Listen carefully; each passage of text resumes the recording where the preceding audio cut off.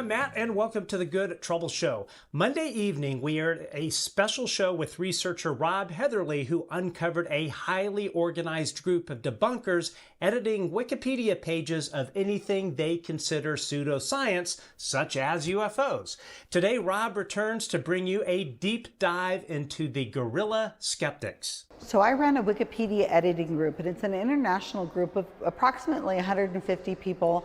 We're located on Facebook in a secret group called the Secret Cabal, because these are private groups or secret groups. You can't join them. I have to allow you, and I have admins that will allow you to join the group. But we check you out because we don't want to allow, somebody in who's, infiltration. Oh my gosh, yeah. So that's where we spend a lot of our time. But we've worked on pages on UFOs and spontaneous human combustion and all kinds of different topics that are pseudoscience or misinformation. Wikipedia is the single most important tool in the skeptical toolbox that we have. But we keep track of all the Wikipedia pages that we have made a massive a rewrite to or have written. And we are now at 1,230 pages, and we keep track of how many page views those 1,230 pages have, and we're at 51 million page views, over 51 million page views. Homeopathy, we've changed that page drastically. The lead, the very, very first couple sentences of the page, which most people is the only thing they read, we've used the word quackery. I mean, that's so awesome. I am so proud of these people and the other 100. I have 113 people, and I'm always looking to recruit and require more. How in the world do people still support this woman? We even have on here her conviction, her legal conviction. Here, if you click on... For a gold investment scheme. Yeah, we have it so you can actually go and see where she's a convicted felon. So when people say she's a convicted felon, we're like, go to Wikipedia. There it is. In the last week, those 500 pages have created, in the last week, 215,742 page views. In the last month, 1,563,493 page views. And in the whole time that these page views have existed, these pages we've written, the GSOW project has written those 500 pages, and those page views are now at 19,063,934 page views. So if you want to be part of the solution... Yeah, that's a lot of page views, all right. Anyway, but first, please hit the subscribe and thumbs up button on YouTube. You can also find us on Twitter at Good Trouble Show. So there we go, Good Trouble Show. And everywhere else on social media at The Good Trouble Show. Leave a comment, like, share, give a thumbs up, and subscribe. All those things encourage these platforms to spread the word about our show to the masses. You can also find us on your favorite podcasting platforms. Just search for The Good Trouble Show. Subscribe and please leave a review. We're trying to get our ranking up on Apple Podcasts and the other places. So in general, what we try to do about 2 weeks after we air a show on YouTube, we take the audio and put it up as a podcast. And also, of course, we always need help keeping the lights on. You can become a supporter of The Good Trouble Show by going to www.patreon.com/The Good Trouble Show. And for the price of a Starbucks coffee, you can support our work. Finally, of course, on YouTube, Super Chats are open and are a great way to show your financial appreciation for our work.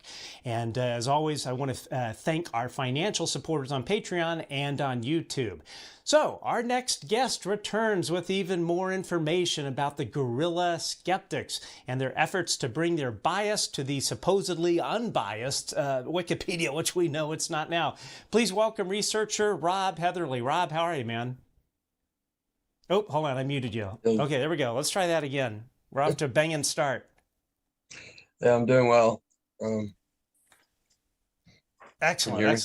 Okay. Yeah. So what was the reaction from these folks? Did you notice any change in behavior since we did our little show on Monday? Any comments on their Twitter accounts? Oh yeah, they got lots of Twitter accounts, but also on Wikipedia and the back chat and things like that. That it seems like they're getting a little, they're changing their patterns of behavior a little bit. They brought in some heavier muscle that's pumping up Kirkpatrick's page in real time. Of And course. I've read multiple times Lucky Lee saying that we don't lead the news with breaking news. We follow and hang back and let things mature first. But they have a blatant bias because they have already got Kirkpatrick's op-ed or interview on his page, which they pumped up. Which I thought I remember they saying that they don't do op-eds that for primary sources for a page. But I digress. The same instance, the same guy that was pumping that up was dialing down Louie Elizondo's page. Went after a couple others that I've sent you some information on. But interestingly, the opening, they're up to 150 million page views now. And they're talking about people that were felons. Brian Dunning, according to an article I just sent you, he spent 15 months in jail for wire fraud, which is one of their CSI fellows that they source frequently. So is that on his Wikipedia page? I'm not so sure about that. We'll have to look that up. Projects to say where he didn't really commit fraud. He was in on a business investment, and that was what he had to settle for because of the prosecutors or something. But it was an honest mistake from a partner or something like that, where they're watering it down. But the whole premise of this that I started with is that they're claiming that if something is sensational and fringe, that they don't have to give it equal weight and be neutral. And they consider people like David Grusch the most fringe you can get and the most sensational it gets. So they've written in the talk page for him, it's probably archived now, that they can't allow any positive attributes. They have to go as negative as possible. There's probably more negativity on his page by other people than there is talking about him. They won't even give him the courtesy to make a page about David Grusch. It's about his claims. But yet we have people like Susan Gerbic, that was a photographer that started this Guerrilla Skeptic group. She's had the same person make her page that made Mick West. It's also a Rob, the person that you RP 2006. He created her page, Mick West's page, and several other CSI fellows that they tend to and keep up with. Which also he was not supposed to be working on living people's pages since 2022 from an admin decision, but he's still doing it. So I guess they just don't have any oversight on Wikipedia. I mean, there's no redress for people like Louie that wants to get his place of birth changed. We've got a document that shows where he was born in Texas. They keep pointing it back out and putting in Florida, and they think this is funny. Like Susan Gerbic mentioned last year, who's going to hire a lawyer to try and get his page fixed? They think they own Wikipedia by their actions now, and turning it into Skeptipedia. And I saw a scientist comment a few days ago where he was challenging them basically because you have laymen that are deciding what is settled science, which much isn't settled with science, but they are arbitrarily deciding polarized what is fact versus fiction and sticking to that even when the information is to the contrary, like the COVID lab leaks. They still consider that fringe and won't let it in. They're attacking Shelenberger on that now. And they've targeted Shelenberger. Yeah, and the vaccines, there's no side effects. They won't allow that in Wikipedia. That's just pure bond. So wow. We have editors that try and change this, continuations. Well, like today, even they're still at. They brought in what seems to be an admin level person, and they're on Pasalka's page now. They're attacking her and her reputation, Diana Pasalka. And the editor that tried to stand up for her got edit warned that he could get topic banned if he persisted. See, this is the muscle they use. This is like the mafia or something. They bring in the muscle when they need. It's mob rules. It's not even. They claim that they have to have consensus on a page before you can make an edit to it when they get it protected.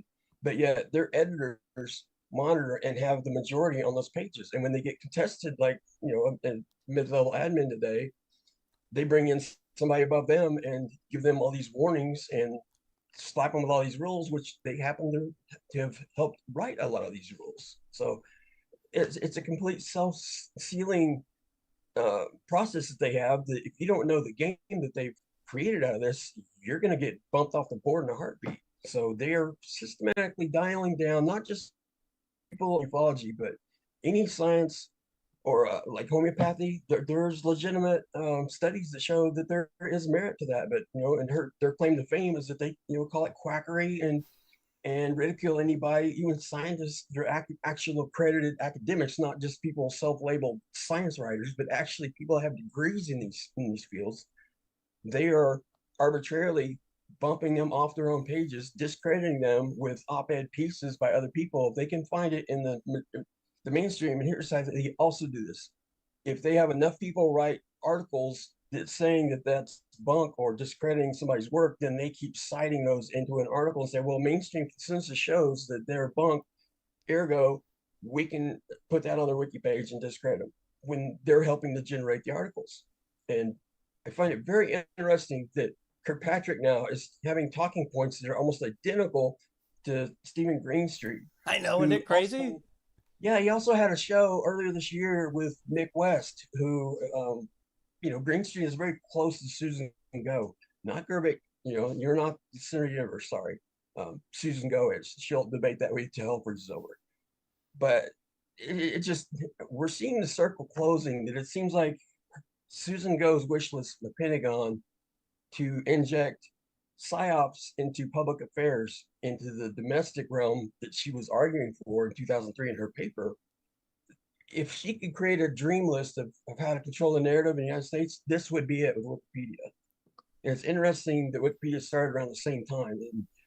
And the odds that some faction of the government isn't injected into Wikipedia and helping guide this narrative is almost nil that they're not in there. I mean, hands down, there would be no reason why they wouldn't be helping control the narrative in Wikipedia. Sorry, go ahead. I'm not accusing these people, the Guerrilla Skeptics, and we don't have a label for Lucky Louie and them, because they're claiming to not be, some of them anyway, not part of the Guerrilla Skeptic organization. But there's plenty of crosstalk where they coordinate their efforts. Their editors help each other out, assisting on pages where they need majority, and it's all over. It's just prolific in Wikipedia. And I can go into anyone's page and I can give me a name and I can tell you if they'll be present and what position they're taking, because they are systematically, and they're not supposed to bring in editors to help them assist. They're supposed to have some semblance of neutrality, but they're not. Literally they're ganging up on rogue editors, seeing here and there, that, and if they try to recruit somebody that has their point of view, then they ban them from the page or the topic, because there's a rule against that too. And guess what? They helped write that rule. Yeah, not surprised. It seems like it's a total cyber bully, gangster-like mentality, the way that you're describing it. Well, there's a term called gang stalking when you have a whole organization that is targeting people. This is the civilian version of that. That would resemble a government psyops, where they're systematically trying to, anything that they consider fringe or conspiracies. And that's another thing that Mick West is big on, and so is Lucky Louie and them, is anything that's a government conspiracy. It didn't happen, didn't exist, and the government could do no wrong. So anytime you bring anything up with any, they lump everybody in with UFOs, 9/11 conspiracies, JFK conspiracies. Well, there's actually some compelling arguments for those, but they won't have it. They are black and white. I mean, it's almost pathological the way that they adhere to their beliefs and their claims, and they stand on that against people like Hal Puthoff that have peer-reviewed papers. One of their members can write a book, and then that offsets all these peer-reviewed papers and kicks it out of the article. And they've been doing this for almost 20 years, and no one's caught on to all this, how big the scope of this is. And I'm not saying that they're violating any laws, but you can make a damn good case for defamation of character the way they systematically do it on Wikipedia, and then in their articles, their bi-monthly publications, their conventions, and on YouTube interviews and things like that. They've got a whole system of doing this where they are trying to push their agendas and their claims and their beliefs, global. That and they know that Wikipedia being the top news source go-to in the first two sentences, they know that that's the cash cow. That is their tool and their baby to accomplish it. So they have hijacked Wikipedia, and they know that on every topic that they are interested in, they have manipulated over a decade now solidly. So you can't get a fair opinion. There's not even an opposing view that this is the minority viewpoint, but here's credible sources. They don't even allow that. Wow. That's just crazy. So, excuse me, before we move on, I want to make a slight correction, and you can help elaborate on this as well. So when we were displaying Ross Coulthart's page, sorry, a little tired today, I put up a thing that showed that what do you call it? The awards were taken out. Yeah, but someone pointed out that they in fact weren't, that they were moved to another part of the page, and it was something I just didn't catch. Correct? Well, it would show red where they took it out. If you don't scroll down far enough, you won't see the green where they reinserted it lower in the article. So that's another method they use, is they don't want anything to promote somebody. They bump anything positive that they're trying to suppress further down in the article. Kind of like what they're saying about Bob Lazar. If they could find more mainstream articles to call him a criminal, then they can put that up into the first sentence to call him a criminal conspiracy theorist. And discredit him even more. And that is the goal that they're trying to go for. Because Lucky Louie said, hey, if you can find more mainstream that says he's a criminal, I'll kick that up there. So they have agendas, and they are knowingly disparaging people and their credibility and their reputations. And a lot of these people, it's their livelihood. I mean, got, they're going after Jeremy Corbell even today. They've been altering their pages the last couple of days. Wow. Hey, do me a favor, just twist your camera a little bit. I don't want to chop your head off in the little box here, just so you're a little bit more centered. My son came in and tried to move it for me, and it's really... Maybe split the difference. I mean, it's just insane. Well, and the thing that's so interesting too is when you see the posts on Twitter or anywhere else regarding a debunking fact, it is like the entire lot of them, they are completely in lockstep. And then you have, like, for instance, Mark von Rennenkamp, you have these what appear to be sock puppet accounts on Twitter arguing with him. It was interesting. So at the very first, it was Mick West on there arguing with him about what Mark was saying in terms of what Mark had found as far as debunking Mick. Mick exits the argument, and then sure enough, this somebody else, I'm blanking on the person's name, pops up and picks up where Mick left off. But what's interesting, it's like, I'd never heard of this guy before. I go and look at his Twitter page, and I scroll all the way to the beginning, and the Twitter page was literally 1 year old. The first, I think it was the first eight tweets of this person, and he says he's a physicist. The first 8 tweets of this guy's account are like generic stuff, and then flips on a dime after that. After 8 tweets, it is nothing but UFOs, nothing but David Grusch, nothing come in but and get poker chips on the table. Them look innocuous, and oh, by the way, this caught my attention, so I'm going after it. Kind of like how they brought in Charlie Weiser, the one little minor edit, and then Mick, Lucky Louie puts on her talk page, congratulations, welcome to Wikipedia, and fantastic edits you did there, and she's not a sock puppet, y'all. Why did he even run a sock puppet account? Why would that even come up? But yet 2 other editors in the same time frame that she made her debut within 24 hours that had tried to edit against that, Lucky Louie went in and gave them those big giant red warnings that they can't, they have to have consensus, and if they continue with their edits, they're going to get topic banned or banned from Wikipedia, and they run sock puppet checks on all them, and they can, the first time out, if they can, and I've watched them do it to other editors, when somebody challenges them, the first thing they do is see how much they can push back on them, and they will run the sock puppet check and everything else because they are admins and they have tenure. So they can use those elevated tools, and if they find out that person's sock puppet, boom, they're gone. But interestingly, we've had the Guerrilla Skeptics and Lucky Louie and them kind of dialed down the last few days. like in RPO 2006. But in his place, there's a new editor that's a very senior level that popped up, and he's got like 60,000 edits. All of a sudden, he's going hard charging against the same people of Lou Elizondo and them, and he's the one that put in the radio interview with Kirkpatrick. So now he's being aggressive toward dialing down the anyone that tries to give credibility to the UFO topic or the science of it. They're still bringing in more muscle. They've just shuffled some players around, kind of like it would appear like they have sock puppets or they're recruiting other editors. I don't know, but both of those are supposedly against the rules. But when you make the rules, it's pretty convenient that you can get around it, because if no one contests it, you can do what the hell you want.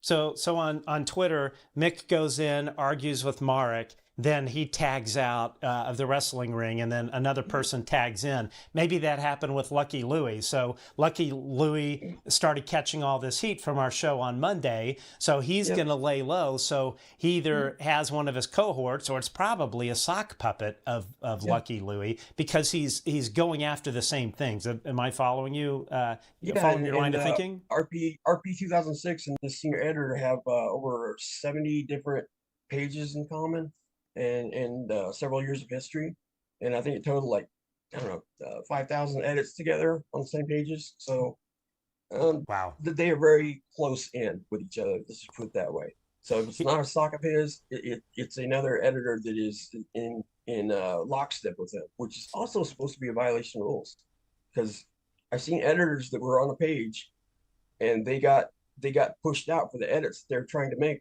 with credible sources, but it was against their views. And they went and tagged another editor that had been bumped off the same page, trying to get them to come in and help. And then they gave them a warning that they would be blocked if they tried to recruit again. It's rigged to fail. You cannot, there's no mid-level management. You can't call anybody on the phone, a living person, to correct, clearly incorrect information. They have no remedy. And, it's got to be overhauled. I saw the stats. They said that, if Wikipedia goes down, that, it's going to cause a lot of harm to the internet. Well, I'd make the argument when you're artificially changing and altering the narrative, and you're not getting, accurate information or complete, or you can make your own decisions on where the facts fall, or the percentages of, making up your determination, from your own perspective.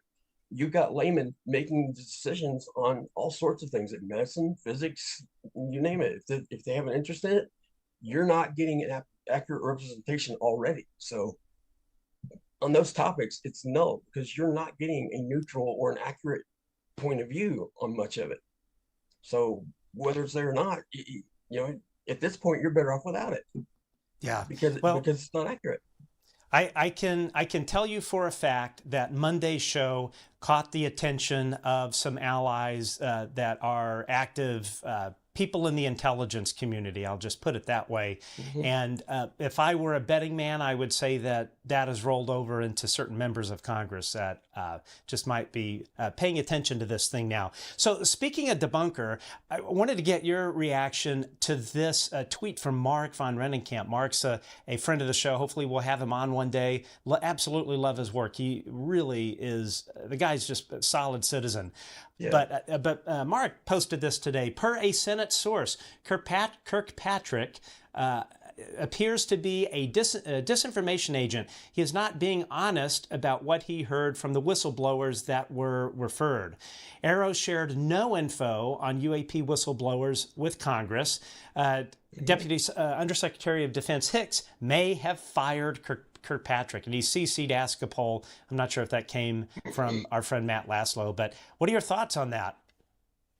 Well, the news that he was stepping down early came the week after, when he made the assertion that he had attempted to call David Grusch multiple times and email him, and he got no response.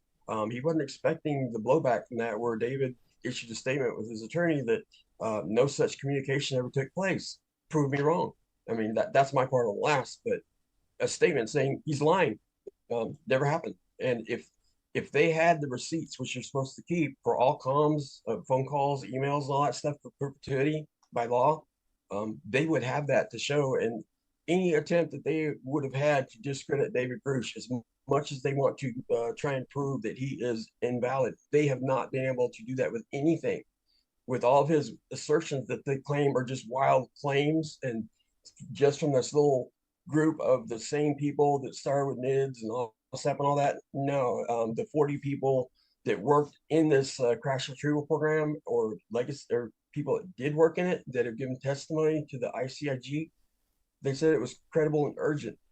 That means that what David Grusch's assertions, which he's come out recently when Dosper Clarion said that he has seen firsthand evidence to prove his assertions now, and the 40 other witnesses that gave sworn testimony to the IG and the Congressional Intelligence Committees, those are all under oath. And interestingly, Kirkpatrick has never stated any of these assertions against David Grusch under oath. It's always been his op-ed opinion, a wild emotional diatribe on LinkedIn that was, Susan Go had to come in and pull him back and say, well, that's just his own opinion. He's not speaking for Arrow, but he's the head of Arrow. Of course he's speaking for Arrow. But, these are psyops. And of course, Susan Go, like she wrote in her paper in 2003, you cannot separate the duties of psyops from public affairs. So what we're seeing is that playing out, because every time Kirkpatrick officially showed up, she's there literally behind him and having to give a nod when he gets asked questions of what he can answer. I mean, it is pure psyops and information control. And I dare say they brought Kirkpatrick in that position to run the clock out on Arrow. And I imagine what they probably did was thinking that they can stall out standing it up. They can stall out getting results because it's got to be peer reviewed, and the scientific method. Everyone has to agree 100% consensus before they make a determination. So they're not going to guess, is following the scientific method. So here we are, 8 months to election time, and he left and gave out a generic report. And the one case they said that they solved, they said probably is. I mean, can you quantify that in a scientific number of what we think it's this? How is that consensus and everybody agreed on a they're not going to guess, and then they put most likely was the determination what they thought it might be to solve that case with? That's not scientific, that's guessing. We can leave that to the debunkers. Metabunk does better than that. It exactly, yeah, absolutely. So let's start digging into this, some more stuff that you found. So one of the things that you discovered is the journalist Michael Shelenberger, his page has been targeted by these folks. Oh, absolutely. They went in. What was his Substack that he writes on? Right. What's that called? I'm not sure, but I'm aware of it. Well, he had an article in there from a credible news source, and I think on nuclear energy and stuff. But they went in and they pulled out something that was controversial, and now they're making an argument in the last couple of days to say that he's not a credible source. Which this started the other week when somebody cited him as a credible source, I think in the David Grusch's page, trying to insert something positive, and they said, well, he interviewed this guy that's fringe. Ergo, with the Hill and Shelenberger, we're going to pull them out as reliable sources because he did that interview. So we have standing to now put him on our list of not credible sources, which the News Nation, the Debrief, the place that Christopher Sharp writes for, that's no longer a valid source of information. Can't remember the name at the moment, but there's several of them. I can go down the line. It's so insane. America's not a credible source anymore either for this group. So anything to pertain to this topic, he's not credible. They can pull him out. Well, let's dig into Michael Shelenberger's page a little bit. So here once again you can see this came from Lucky Louie, and he added in the sentence, as well as how he believes progressivism is linked to homelessness, drug addiction, and mental illness, and more recently to the lab leak hypothesis of UFO claims. See, let's look at another here. What else has he added? Lucky Louie always seems to like to add in claims of, or the whole claim thing. Claims and assertions. Referring to the claims of David Grusch. And even with the interview that David Grusch and his lawyer said that they gave testimony to the IG, that according to Leslie Keene in the article. And one of the things they wrote in the talk page is, well, we can't find any direct evidence to prove that. So we can say that, well, Leslie Keene claims that they have gave testimony to the IG because we have no proof of it. So we're just going to say that she claims that. This is how they water down factual information to bigoted, because they use the same rules for adding information in that they want to improve their argument. Wow. So yeah, somebody needs to look at their work. You know, if this were in, you know, I used to be a team leader for a very high-end construction company, and you know, if I had this kind of shenanigans going on in my employees, they would be starting to get fired in a heartbeat, because cooking the books like that, and breaking the rules and bending the rules and writing them, I have fired people for that. Wow. Okay, so here's another one where he removes with covering and inserts for fueling suspicion among proponents of the lab leak theory by highlighting who were allegedly. So, you know, more of that kind of baloney. Right. But what is interesting is, we'll show you the amount of editing going on Michael Shelenberger's page. Yeah, you know, J.J. Hake has been editing it. That's out of the wiki, the Guerrilla Wikis group. Yeah, I mean, it's substantial. But what I thought was really interesting were the conversations that you discovered, and let's go through those. Let's see here. Probably start with the first one. I'm not sure if I'm doing this in order, but yeah, I mean, it's insane watching them argue. So let's see. You have no claim that the Wall Street Journal was doing its own investigation. Public covered this first. Wall Street Journal just confirmed it. Public did superior journalism. And then Hob Gadling replies, if you have no response to the story not relevant to a biography of Shelenberger, the sentence should be deleted. Yep. And let's see, just kind of scrolling down here, go through another one.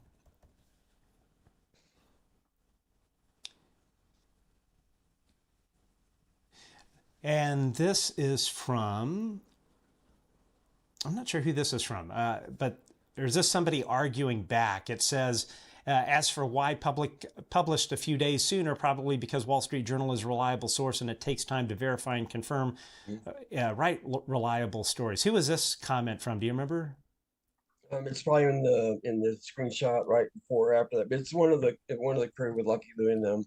They're arguing with what the argument that they're making is that he didn't take the time to vet his sources like like a credible news organization would and did. And that's why he got the story out before the more credible news source. Green Sea, is this one of their group? Yeah. Ah, yes. Okay. Let's see. Here's another one. This is from. I think this is more of the same one. Yeah, I kind of overlapped, so you could pick up on one to the other. But let's see. All right, let's move on. But anyway, yeah. So he's had edits on his page. And let's see, let's move on. You found some stuff on Jeremy Corbell. So we'll bring up just one revision that I found, or that you found, excuse me, where for Jeremy, this is this guy you were talking about, Hemi, whoever, that seems to be, I'm guessing, a sock puppet of Lucky Louie or... Well, he's some pretty big muscle, and he's the one that had over 70 pages in common with RP 2006. And I'm going to show the viewers here that website, that web page that displays that. But here he is. He's gone in and removed investigative journalist and put in ufologist. Yeah, because there's a stigma with that. Yeah. Deleted weaponized, deleted investigative journalist George Knapp. I mean, it's clear what their intent is. They're just trying to tweak that tone just enough that if you have no idea of what they're doing, and they're doing it a little bit at a time, and if they tweak it, and if it holds and nobody contests it, they'll come back in a few days or a few weeks later, and they'll tweak it a little more. If, that's what I've done, is go back and I've looked at some of these pages over the course of several years, even, that have been around that long, and watched them systematically dial in pages. They will bring in different editors and move them around, so it looks like that they're not organized, but they are. If you look at the trend over time, and you do a search by editor, not and see how many edits that person's put in. And I've had split screens to where I've had over 100 tabs open at one point, comparing where they have coordinated their efforts. Where if you don't pay attention to that, you don't realize that these are all one group, and they're basically switch pitching and taking turns, but they're all orchestrated. Like Gerwig says, they have a group on Facebook where they coordinate their efforts, and they don't let anybody in that they think would be counter to their agendas. That's not fair journalism, or trying to be fair and biased. Like a journal. I've had 2 master's courses in journalism, and when you're reporting the news, you're not supposed to inject your op-ed into it. But these people are laymen. They are not scientists. Most of them aren't, that are writing here, or academics in the field that they're commenting on. So they are laymen deciding, arbitrarily what's science and what's valid and what's not, and they're doing harm. But they think that they are doing the right thing because they believe this. This is their dogma. Their claims, and they're true believers in their science. But there's no scientists that are fact checking them. Yeah. I mean, this Guerrilla Skeptics group that Susan Gerbic is running, clearly they're a bunch of hypocrites. If you entirely. Their entire this lady's a total hypocrite. It would appear, because they're going through and making judgments about what is a valid source. So if somebody makes a comment about vaccines or whatever that may be, that they consider UFOs, paranormal, that they consider fringe, they're making the judgment that what they're saying is fringe, but yet none of them are scientists. So yes, how can they make that judgment that something is a fringe topic or pseudoscience if none of them are scientists to begin with? But then they go and use that, or use that same logic. It's crazy. It's and they're totally they're debating the actual scientists and academics that the papers that are experts in the field, pioneers in their field. And if it's the minority, say they're on the verge of a breakthrough, well, their science is the minority view, and they cite that Wikipedia goes with the majority view, the consensus of mainstream media. And with all proper science, there's going to be both sides of the argument. Skepticals on both sides, which is what you want and need to be able, steel sharpens steel. So you make sure you're accurate where your work is, because there's somebody trying to prove you wrong, and that's the way it should work. And we don't have that here. There are scientists, academics in their own field that are being told that they are, since they may have said one op-ed about ufology or something, and ergo the rest of their opinions are null and void because they're credulous believers. After that, if you assert your faith in God, you're a credulous believer, and your opinion is not. They're here to rid the world of all this bunk, including religion. They even give seminars on the recovery from religion. I mean, it's ridiculous. Wow. Their nihilist dogma that they're trying to cure the world of. They have their own neuroses that they are pushing on the world to make it feel like that's the way it is. But they have their own filtered glasses that they're viewing it through that is not even sound science. Yeah. Well, and the thing that I find so entertaining about these debunkers, for instance, I'll give a great example. So Mick West, back when it was DNI, the DNI for in the Trump administration, appearing on Fox News, saying that they've seen these things, and his name will come to me in a second, that they've seen these things on their intelligence gathering platforms, their intelligence reconnaissance satellite platforms, that they had been seeing these objects coming in and out of the atmosphere. They're not from here, and they're not from Russia.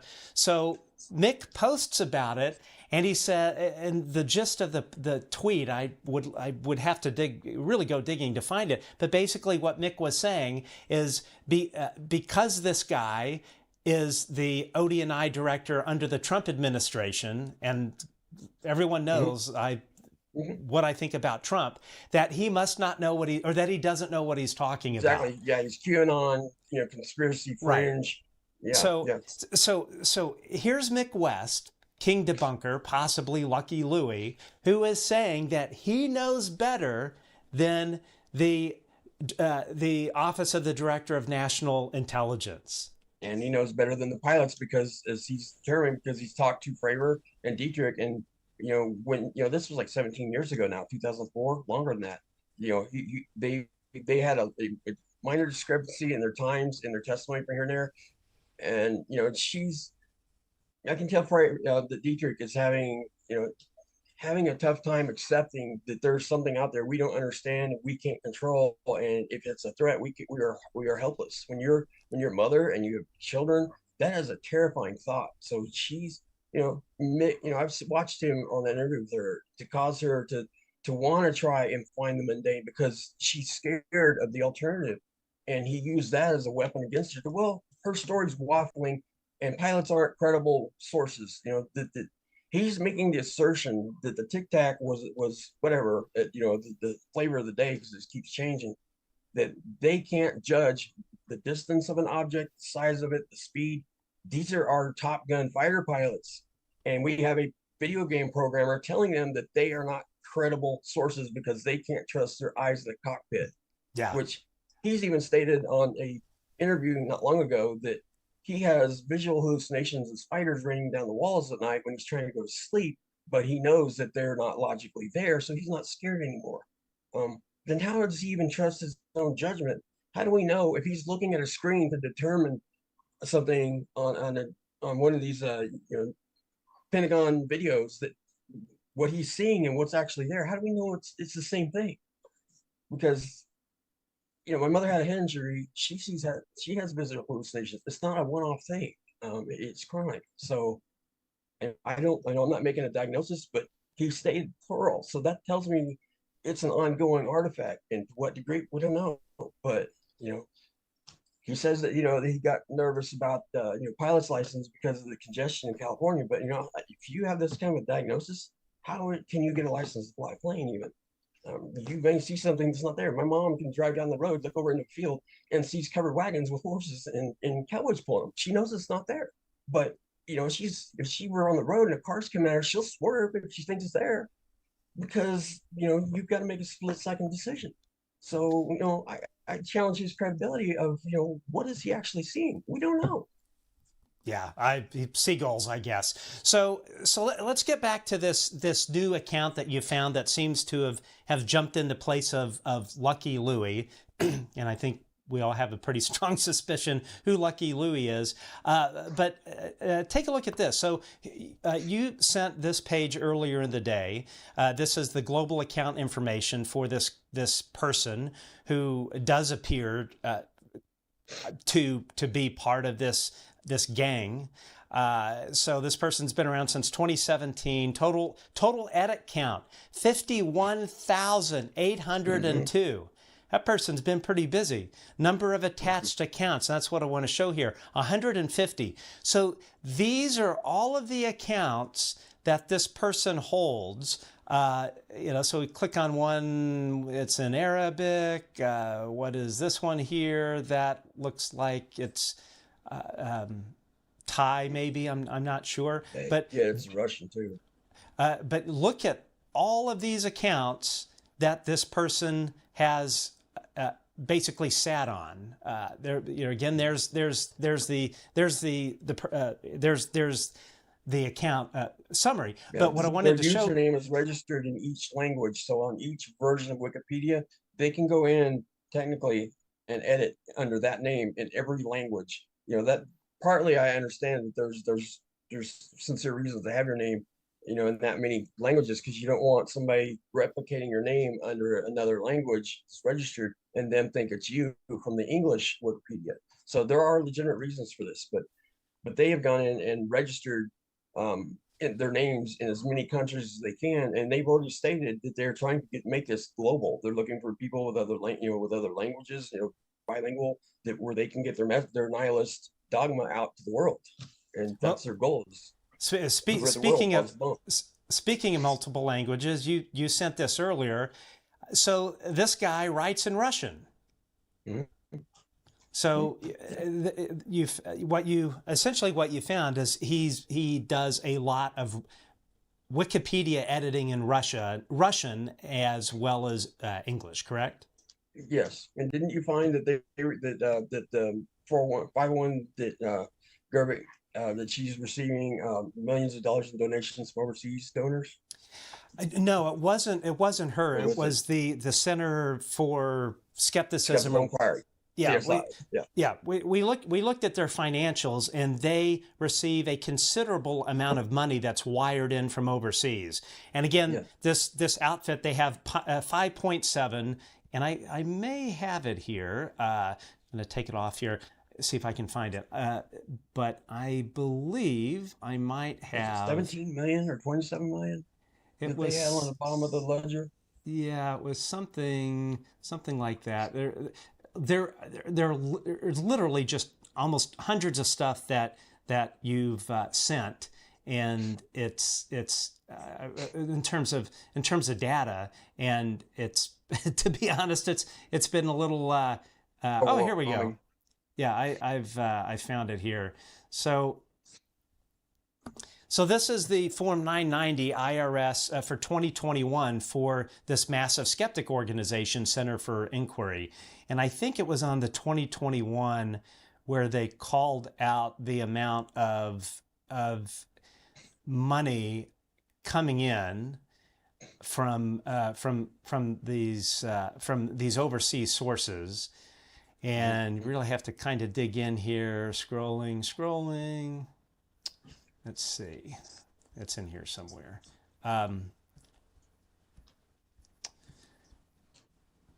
They talk about the amount of lobbying. They spent a total of $36,000 in lobbying. This skeptical group, this group of skeptics, and let's see, it wasn't quite had this ready to go, so I'm just kind of scrolling through here. But and I think it was in this tax return. I could be wrong. But yeah, essentially what we found was that there was quite a bit, it may not have been in this form, but there was quite a bit of stuff that in terms of outside donations or grants or whatever that came from foreign entities, but it's not spelled out. Like you can't. Right. Yeah. You can't break it down in the ledger and itemize. But one thing I did find that I want to get the document for before I make a concrete assertion is that Susan Gerbic has had a SAM registration number since 2004 that's still valid till 2029. Apparently, where she can take government contracts. So.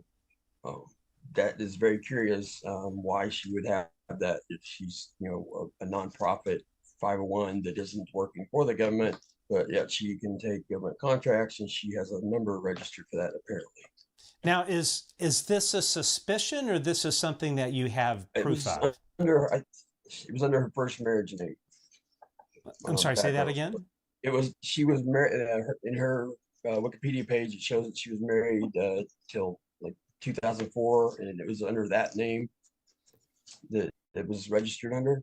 So it's something that I'm not going to concretely say, but I'm fairly confident that I'm right with it. I just want to button that up a little bit, but fairly certain because her name changed, and that was the same name as on the registration, at the time that she had that same last name. So, and it came up on a report that had her current name as well. So, you have to verify those because actually, believe it or not, some of us do fact check and make sure that we have at least two independent sources to verify claims that are assertions that are important. So I don't, I'm not going to make a statement of fact until I can concretely verify it with real credible sources. Okay, so this was something that you sent earlier today, and this, I think, is what, comparing accounts between RP 2006, who we think is the well-known debunker, or skeptic, sorry, and then J-Rod. Is that correct in what I'm looking at? Yeah, who's the? I can't read it. Okay, so yeah, it looks like what it is. It says Wiki Checker article, and it is showing what I think to be the number of the same between. What's the article name? It says Wiki Checker /article, article title Susan_Gerbic. Yep, those are the people that tend to her page. The same ones that tend to Mick West's page. That is an illustrious shrine for him. And the same ones that have have systematically denigrated Lou and David and the rest of them. They're not supposed to. I've seen warnings by them of puffery against other editors for daring to try and put something in positive for one of these people that we have been pointing out are being targeted, but yet their pages are full of puffery. If you go look at Susan Gerbic's page, I mean, it goes into all kinds of side projects that she does, like petting cats and whatever. She's got a paragraph about, mundane things, just one after another to give her page substance. It's filler material is what it is, because they can't just put in there one little paragraph of she's a CSI, she writes articles, she used to take pictures, and then nothing. So they padded it up, just like they've done Mick West's page, just full of fluff and stuff. And we're gonna look at those in a second. I wanted to point out this is so Susan Gerbic posted this recently about the performance and the metrics of the impact Guerrilla Skeptics is having on Wikipedia. So she just recently posted January 1st, 2024. The Guerrilla Skeptics have completed 2,000. Is this edits? Badger stats, all languages. I'm guessing edited or created, I'm not real sure about this, 2,188 Wikipedia pages that's how many pages they control. Okay, so they have lockdown. Okay, so Guerrilla Skeptics, what you're saying, they literally have control of 2,188 Wikipedia pages? Yes, and you can do a breakdown of that. If a person knows what they're doing, they can go in and see lists of that and find out the name of every page that they have under their purview.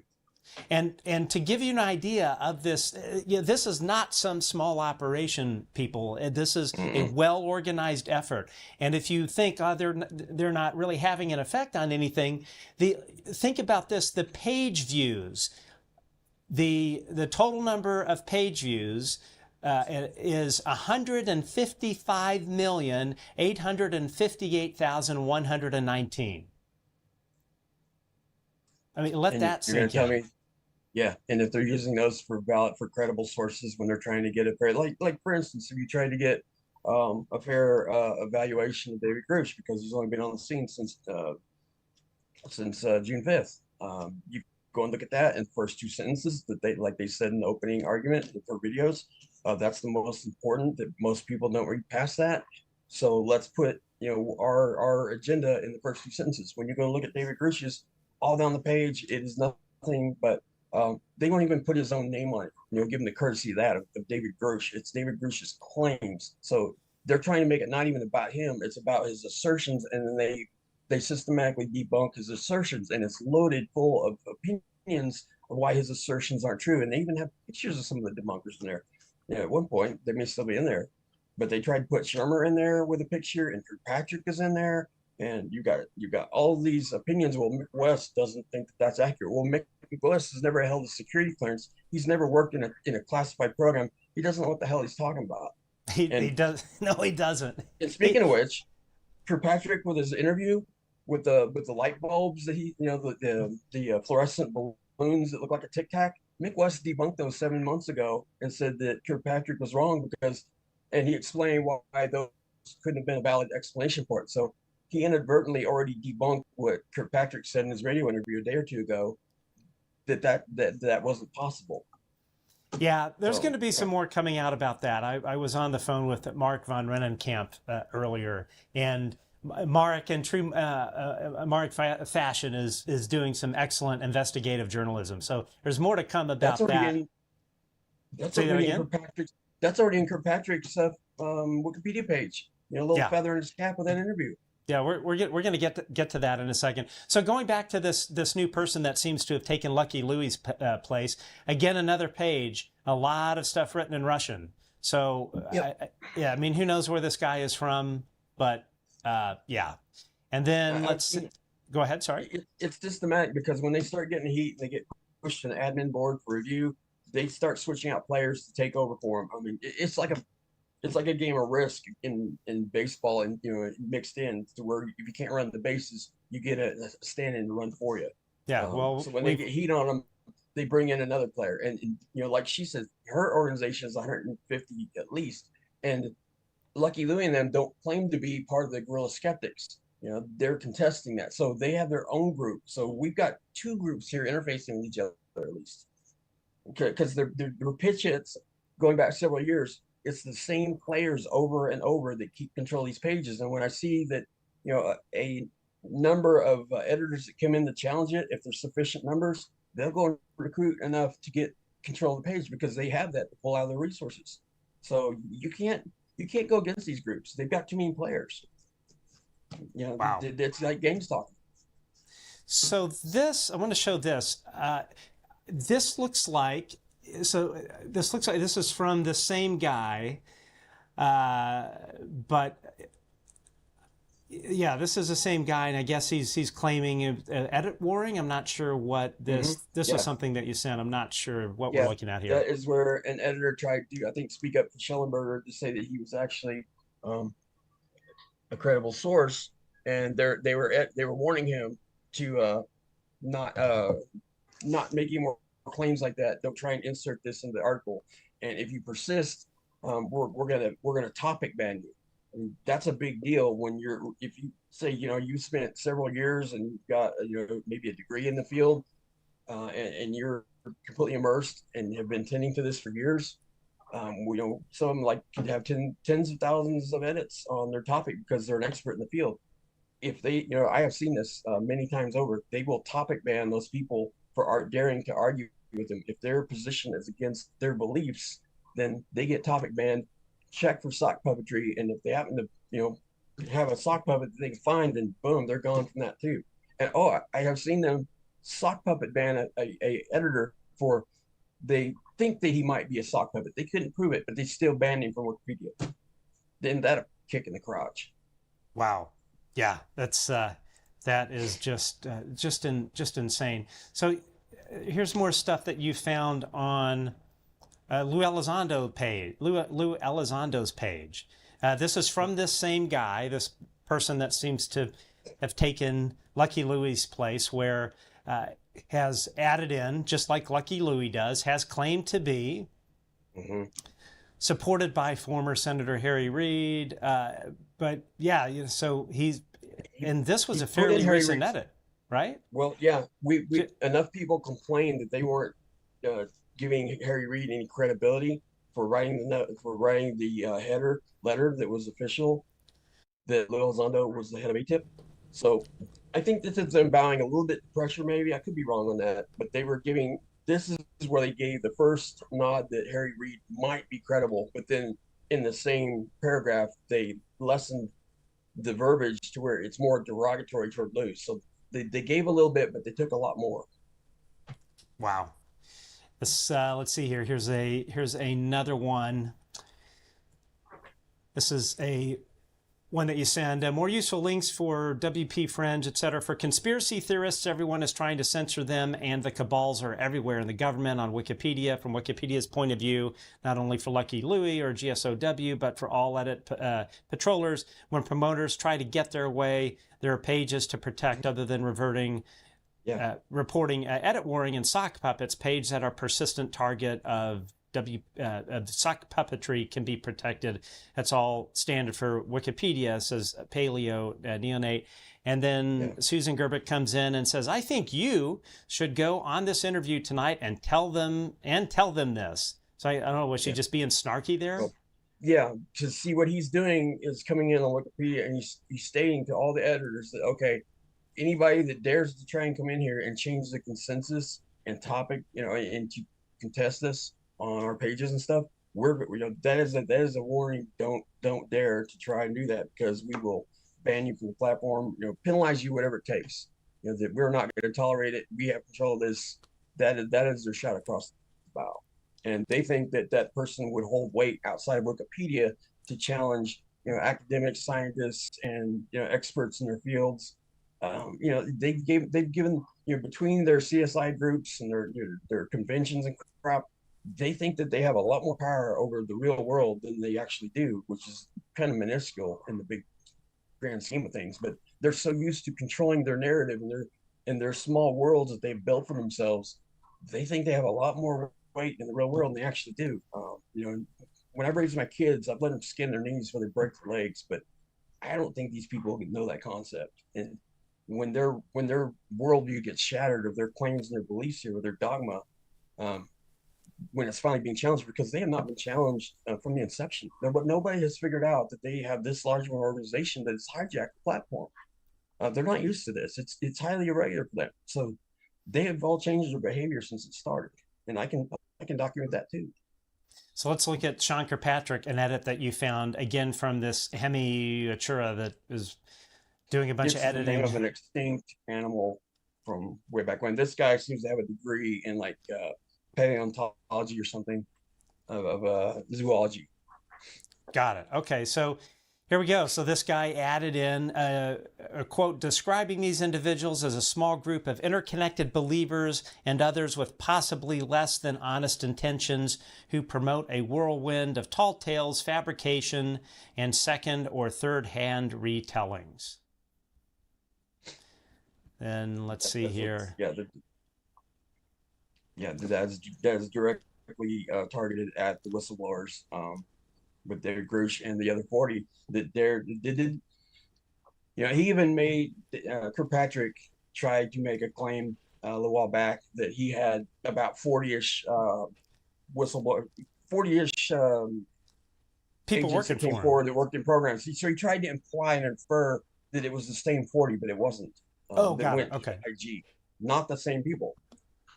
So the guy has, I think he got shorted for lying too much, and they couldn't handle the heat. So they he says he stepped in early, but it happened to coincide the week after he lied about Dave and them. So odd timing. He made too much for Ruckus. I think it drew too much heat for Arrow, and PSYOP Sue decided it was time for him to go because she couldn't keep him muzzled. Here's another thing added in from Hemi, who can't pronounce it.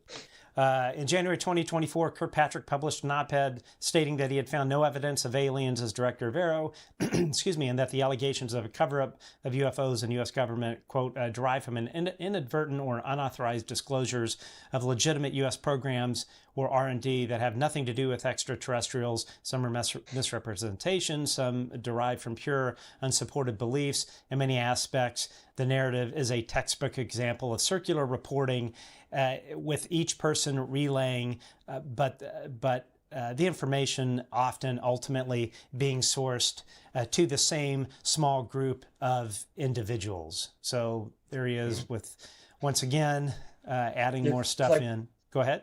It's like what Bray and Moultrie did when they were given testimony. They said they found no official evidence of such and such. Well, if they didn't get an official briefing and put it on the books and register it, they can make that claim because they're like Hastings on them and Solace, all of those that gave testimony about our nukes being shut off and turned on.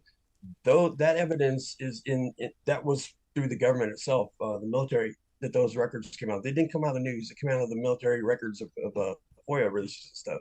So they said, when he told the congressman that he didn't have awareness of that, it's not lying if he didn't take a briefing. So they can big it, like what happened with Louie when he tried to brief Mattis, his undersecretaries or whoever that managed who gets to brief him on what. They decided that what Louie had to tell him was bunk. So Mattis never got an official briefing on Louie's findings of UAP and that it could pose a potential threat. So they're not lying when they state that. So Kirkpatrick he could be factually correct in stating that he has seen no evidence, because he can tell his staff, do not bring me anything that supports this narrative. And then he's not lying. Yeah.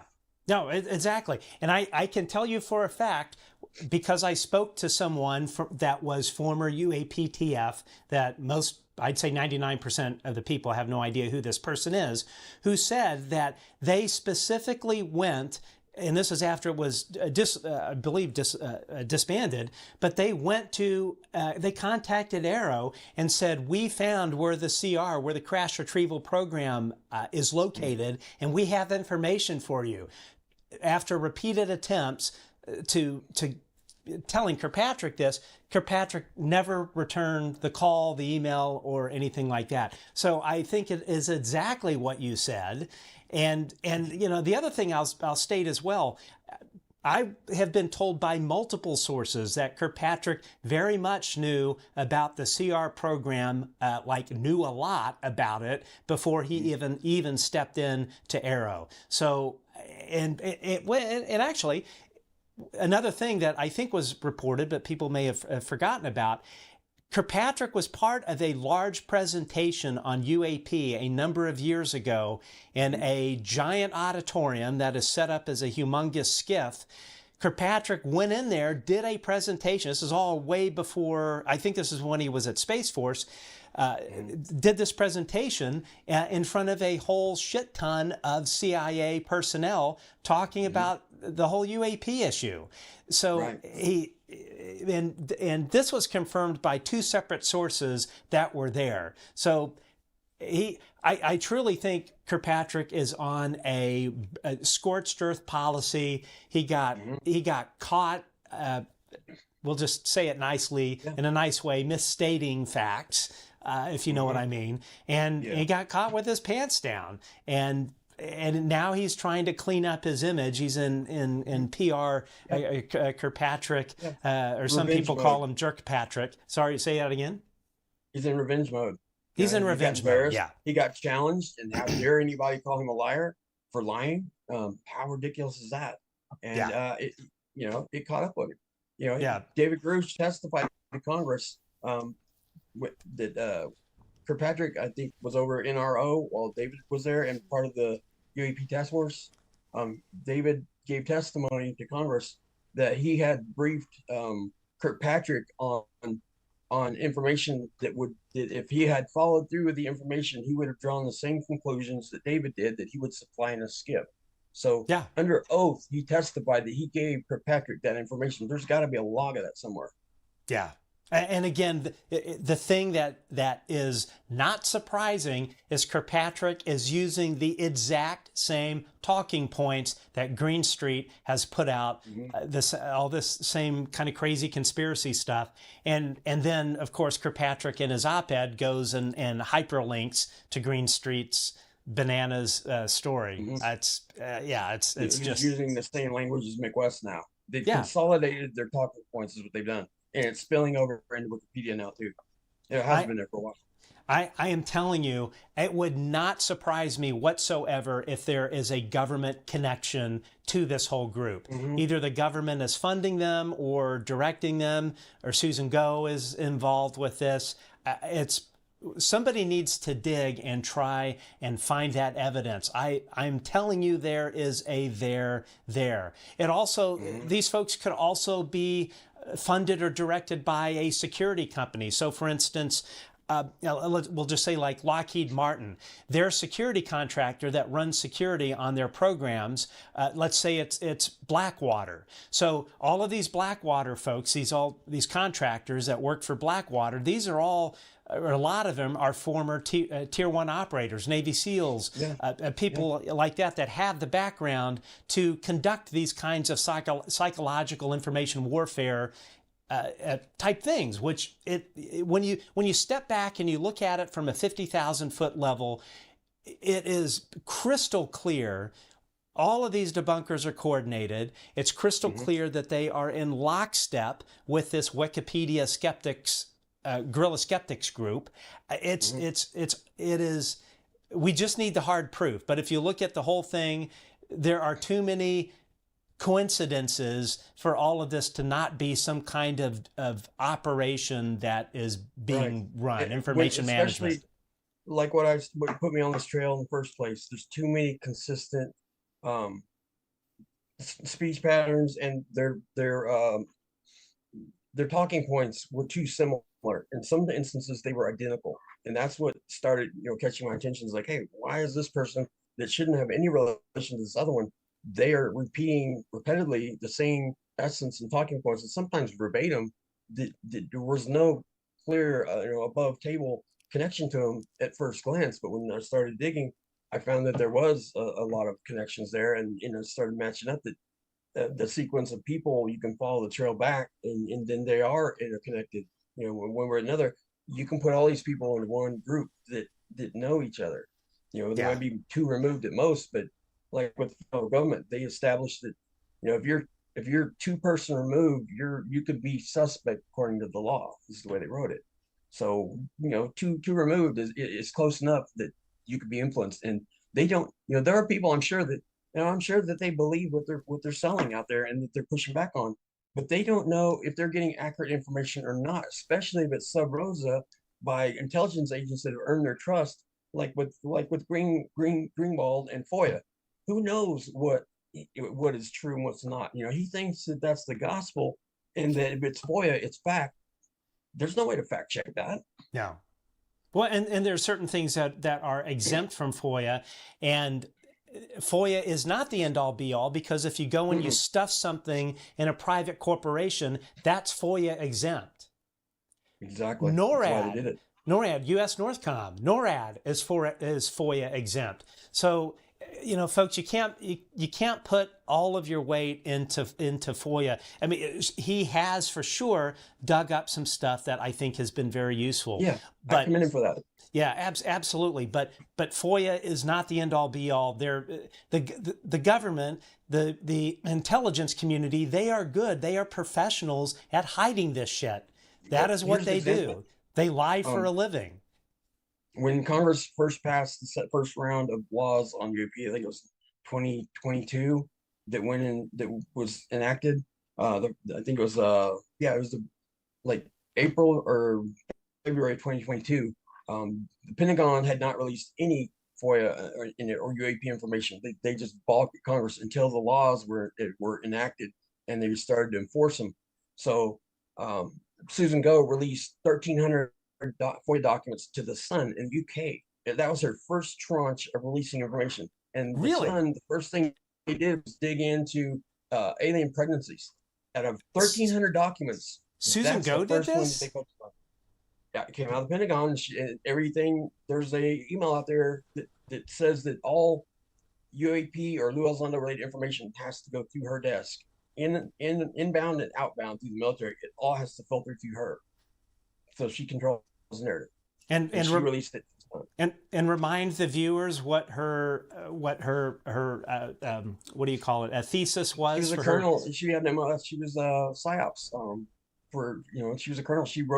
She helped write doctrine for U.S. psyops. In Desert Storm and things. Who was the head general that was running the war at the time? He wrote a paper.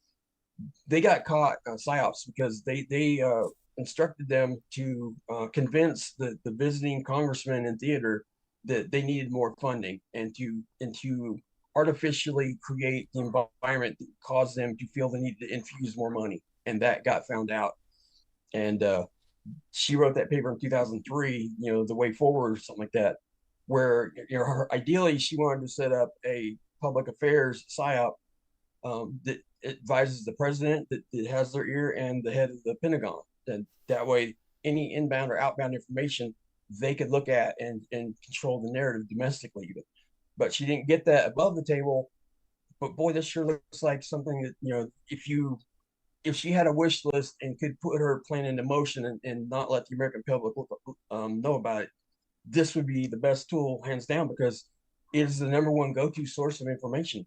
There's no way that they wouldn't be in there, at least in spirit and influence. So, I can't say that anyone's getting paid to do it because I don't know. but logically, it's an impossibility that they do not have a presence in Wikipedia. Yeah. Oh, I'm I'm quite certain of it. And and that's the kind of stuff. That's the kind of stuff you hear happening in dictatorships or or military juntas, which is essentially the military running things. Yeah, they're world nations. Putin, Xi Jinping, Little Kim in North Korea. This is the crap they do. Yeah. These are little dictators running these little programs in Wikipedia and such. And it's crazy. And I know I'm veering a little bit off the topic here, but as I've stated many times, this whole thing is actually a democratic oversight issue. So when you've got 50-ish SES level employees that are not telling the president things, not telling SecDef things, they're running things on their own, and they're doing it in a way so Congress doesn't know about. That is a serious issue for our country. That's what happens with military juntas. That is not supposed to happen here in the U.S. Sorry, Rob, going ahead. Well, it's like our Air Force. The Navy, and I think it was Rubio in 2019 that heard enough testimony from Navy pilots that they kicked up the UAP task force and such. They got all kinds of pilot reports from the Navy and nothing from the Air Force. And they even had sightings with Navy pilots that were literally in the next plane over from an Air Force pilot that witnessed something, and the Air Force pilots would not. They denied seeing it because the stigma at the time was it's a career ender if you dare say anything. So the Air Force is still balking and never complied, and they're acting like a rogue fourth branch of government that doesn't have any oversight. Yeah, so specifically the AFOSI, the Air Force Office of Special Investigations, they've essentially been running a counterintelligence operation on the entire U.S. populace for decades upon decades. My guess is that there has been more criminal activity that has taken place within the Air Force that a lot of heads would roll, and that's my personal guess as to one of the major reasons the Air Force has been non-cooperative with Congress, because they have the most to lose and the most legal exposure would be my guess. But I digress. Let's get back on they've been coded that into law where they have to submit that information of any program that was a psyops, like with Richard Doty, who I think he's trying to redeem himself. So we'll see. I hope he's honest with that, but.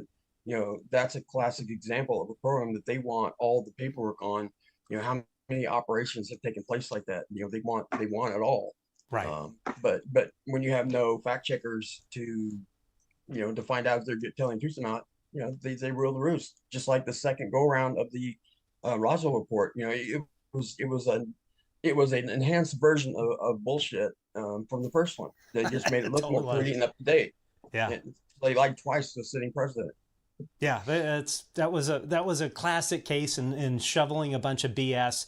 Level 11. It was crazy. All right, let's talk about. So you discover that Diana Walsh Pasulka's page, Dr. Pasulka's page, has been targeted, and so here are the page statistics.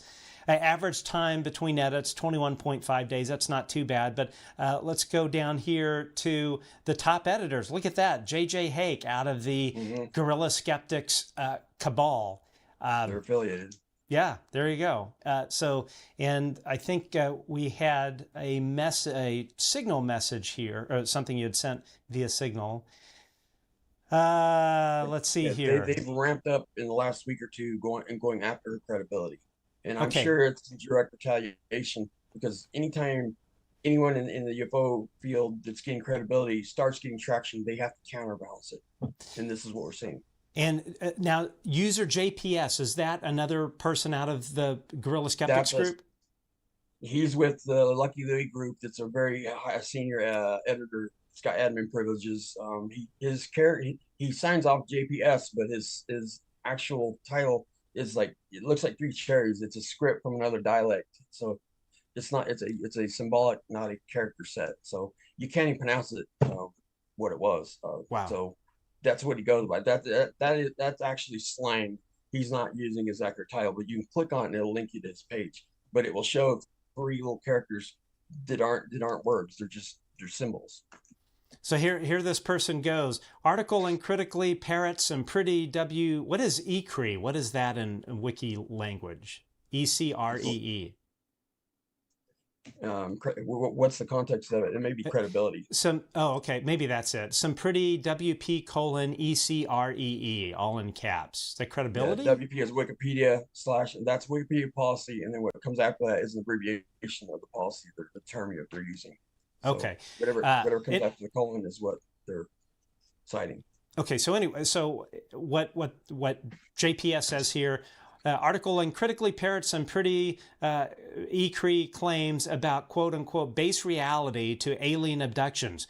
Pasulka is one of those academics who seems to be teetering off the edge of the limb they climbed out on. Are there sources we can show the mainstream that does not accept her fantastical beliefs as being, based in, quote, base reality, close quote? And Pyro Skipper replies, people then often misinterpret WP ECREE. The claim being presented is that this person believes whatever thing they believe, not that thing that is true. Genesis says that God created Earth in 7 days is not an exceptional claim. God created Earth in 7 days is an exceptional claim. Statement fact. Yeah, and now JPS answers, you're missing the point that this page is functionally a COA track for Pasulka's belief without any indication that these beliefs have been noticed, contrary to your Genesis example. If no independent sources have been documented those beliefs, they do not deserve article space attention. And the person replies... COI is conflict of interest. So they're saying that her word is not good enough. Like with Kirkpatrick's page, they took his op-ed. His word was good enough. That's conflict of interest too, technically, but that's okay. See the hypocrisy here? Oh, it's blatant. This person says, no independent sources, then trim the fringe. Let's see what at the bottom. JPS. The issue. Sorry? Go ahead. Go ahead. Oh, yeah. So I'm skipping over this little part here because I don't think it was quite as relevant. But then JPS comes in.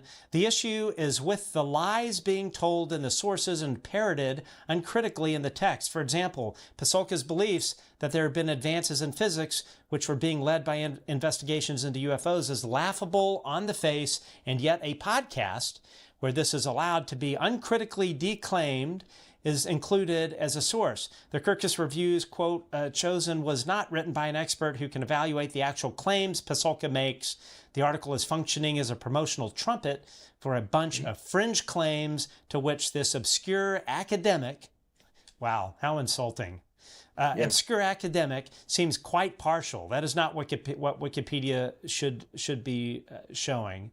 And then this person is warned, who was trying to make this edit, warned for POV pushing pseudoscience. Point of view, yeah. That is the one that they threatened to topic ban him if he persisted. And what they didn't want to name is they were credulous scientists. Gary Nolan is among those ranks, and they know that, but they're kind of spooked to name people like him because they know that he'll rip them a new one if they go hardcore writing. I have seen luckily in them, they're very hesitant to try and poke that bear because they'll get eviscerated. They know better, and but they're going to go after her page, and like I said, if they don't get contested, they'll give it a little time and they'll just keep whittling it down. Come back in 6 months and look at her page. If it doesn't get protected by somebody with eyes on it that's trying to be at least neutral, they're going to make her completely ridiculous looking in 6 months. You won't even recognize the page. So Pyro the Skipper, I guess, was the person that was trying to make this change, and this person replies to JPS, pushing pseudoscience, let's stay calm here. If the author is notable for writing a book, the article should explain why they're notable, and they're not notable, should it not? And then this person, then JPS comes back again. Pyro the Skipper, you have been warned by multiple editors over the years of your uncritical and careless promotion of, let's see, I think maybe Fringe, whatever. They're assassinating another editor off the playing board. That's what they're doing. They documented why their position is justified, and this guy's probably gonna get at least topic banned, if not, if they can find a way to bump him off Wikipedia for good, they'll do it. They don't like being challenged. Wow. It Yeah. doesn't matter how credible your sources are. If it goes against their dogma, you don't have an argument. So, you know, and here's the interesting thing. So we're gonna pull up Wikipedia, and we're gonna look at Mick West's page. Yeah, remember the puffery thing, that it's not allowed on Wikipedia. So if you scroll through this, and I'm not going to read all of it, but it is this whole thing is cleanly written. It doesn't cast any sort of doubt upon them. Nothing. I mean, there is No absolutely nothing. It is a Nothing. glowing. Go on ahead, It's Raj. like he wrote it himself as his fantasy Wikipedia page. Yeah, he wrote in 2018 on social media that I'm finally got my Wikipedia page. Well, Lucky Louie and RP 2006 wrote it for him, so of course he does. And the only thing is allowed is glowing accolades. And like Chat GPT-4 said, his writing style of Mick West and Lucky Louie are so closely matched that it could be the same person, or they know each other extremely well, is what it stated. So Lucky Louie is helping keep monitor his page. Even there's been all kinds of edit wars in there where people put in some pretty ugly things about him, and they pulled it out, and it's all in the talk pages. And you have to go in there and see the archive part because they've archived it. But you can watch all these arguments where someone put that in, and they'll pull it right back because there was a scientist that even claimed why on what grounds do you call him the science writer, and a long diatribe of that, why he laid out his case, why he is not, and they banned him too off the page. Here you go. Here's your evidence, folks. So yeah, Mick West's page is being run by, I would say, probably the number 2 at the Guerrilla Skeptics group, RP 2006, who we believe is Ron Palmer. But looky there. Lucky Louie doing 7.5% of the edits of Mick West's page. There was a call for there was a neutral editor that came in a couple of years ago. This is all discoverable. Everything I'm saying is documented, it is archived. But an editor came in and said, "Is this the same Mick West that programmed for Neversoft? I need a citation for this, a credible source." And Lucky Louie, in 26 minutes after that call went out for information, it was already posted there and done. 26 minutes. Wow. Okay. So am I understanding you right? Somebody wanted to put his video game reference in there. A neutral editor was checking the page, and there was no citation to tie that particular Mick West, the debunker, to the Mick West with Neversoft. And he asked for proof that it was the same person. And he put that out on the talk page asking for information. And in 26 minutes, Lucky Louie had provided that and done. It was already in there and replied back, taken care of. And that's all in the archives. Boy, I sure hope Mick West is paying Lucky Louie a lot of money, because Lucky Louie sure seems to be doing a lot of Mick West's work for him. That's for sure. I mean, so if we go back here, and again, I'm back on Mick West's page, and we look at so RP 2006, Ron Palmer, the number of edits. I mean, it's a lot. It's quite a bit. And, if we go and look at Lucky Louie is editing of Mick West's page, a little bit less, but it's all stuff. You can click on one of those, and one of those is the edit that inserted his Neversoft out of one of Mick West's pages. Here it is. That was Steve West. Let's have a look. Let's have a look, friends. You can see the time lag there. I think it's 26 minutes. Yeah, at Neversoft. Okay. Yeah. So So here we go. Here's the reference. West co-founded Neversoft Entertainment in July 1994 with Joel Jewett, a video game developer company called Spider-Man. Blah blah blah blah. Anyway, yeah. So I'm telling you, Mick should be slipping. Very fortunate. Yeah, Mick West should be slipping Lucky Louie some Benjamins. That's all I gotta say, because he's doing some real time editing, helping Mick West out. And the reason I became so incensed to start with is because when I looked at the dichotomy of looking at how Lucky Louie edited Mick West's page, and people that support his beliefs and his claims, they are glowing acolytes. Like RP 2006 and them wrote Susan Gerbich's page and such. So they're all glowing acolytes. There's no detrimental information there whatsoever. I don't even think Brian Dunning's legal troubles are on his page. I'm not certain about that, but if it is, they've suppressed it to where it's minuscule. If it were challenged. But Lucky Louie, when I looked at Mick West's page, and then I looked what he did to Lou Elizondo's page, David Grusch's, and all their affiliates that actually have a page, it's completely the polar opposite. It's character assassination of the highest order, and I don't use that term lightly. It's all documented. Everyone, if they look at it, reasonably minded people can go through their talk pages, and I think there's 9 archive pages on Lou Elizondo's talk page. You have to go through the edits and find where like there's 80,000 characters in red that were taken out. It may say talk page, but they've started to even remove talk page number 1. They took out the talk page reference. So if you don't know that those 80,000 characters are talk page, you won't find it anymore. They're moving them back and they're archiving and kind of puffing it out where you don't find this stuff anymore. I can't hear you. I'm muted there. So here's Mick West's page, nice and clean, lots of puffery. Now let's go look at David Grusch's page, and David Bowie, my favorite artist of all time. David Grusch, UFO whistleblower claims, and it is full of all of this colored language. That the skeptics are pictured in the bottom. Are they really? They have the majority of the page, and there was a David Grusch page to start with, and Lucky Louie pulled it over because on my pinned page on Twitter, somebody asked what happened to the original David Grusch page, and I said I can answer that for you, and that was my first salvo at acknowledging that I was doing this research, because I was infuriated when I went in and looked. They rolled it up into David Grusch claims and say, well, it's about the claims, not him. We don't want to give that person any acknowledgement that he exists. We just want to focus on the claims. And they had written in talk pages, they think that they would be debunked pretty quick, and then they could put it on there that these claims were refuted, and that would be the end of the story. But no one's been able to refute them, to their chagrin. So they keep finding more and more negative sources, because they've written in the talk page even that that David Grusch poses the most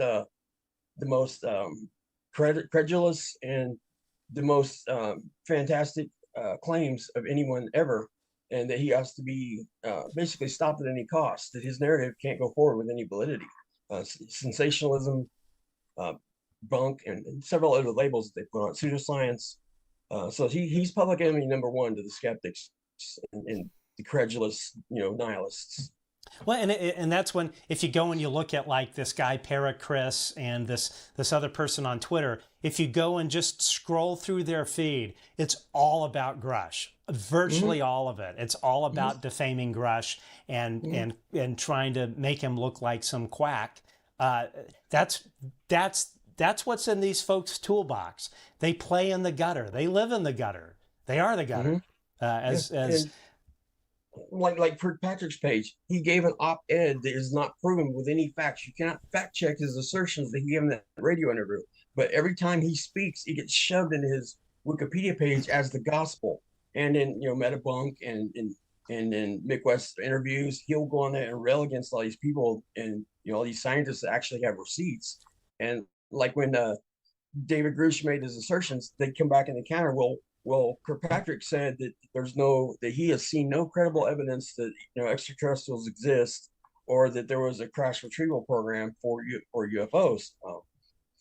He may be factually correct stating that, because he's never been briefed on it and bigoted what he did get briefed on, but he never gave that under testimony, under oath, as opposed to David's. But they give Kirkpatrick a blank check. So anytime he states something, so saith Kirkpatrick, because they take it as the gospel, because he supports their narrative. But anything David Grusch asserts, even if he's got facts that he brings to bear, which he does, like through his lawyer and stuff, they still cast doubt on that. Yeah. It just boggles the mind. It's like, I hear you talking about this stuff, and it's like, I have nothing to add. I'm just completely I was floored. appalled. I was floored. I mean, I went in there and I saw him time after time citing chapter and verse on policies and Wikipedia rules, and I'm like, man, they're not applying the rules equally. And then the rules kept getting more complicated. And then I went and looked at the edit history on the rules, and I'll be damned, if Lucky Louie wasn't programming, they had programming pages that you can insert the words on, and it generated this shitload of volumes of reasons why the editor is incorrect, and that they use against them, tools to eliminate them off the chessboard. And they systematically tweak the rules and hide them. And they will trick people into edit wars. And if you revert it 3 times and you don't warn them about edit warring, the 3rd time is, you shoot out, because then they can hit you with edit warring and they ban you from the page, and they run a sock puppet check on you. And if you happen to be a sock puppet, you're off the platform. I've seen editors that had 50,000, 60,000 edits that'd been there for 15, 18 years. Boom, gone. Because of these people. They have that kind of power to kick him out like that? Absolutely. That's what that guy that came in and switch pitching for RP 2006 that we saw, that was going after Basalt on them.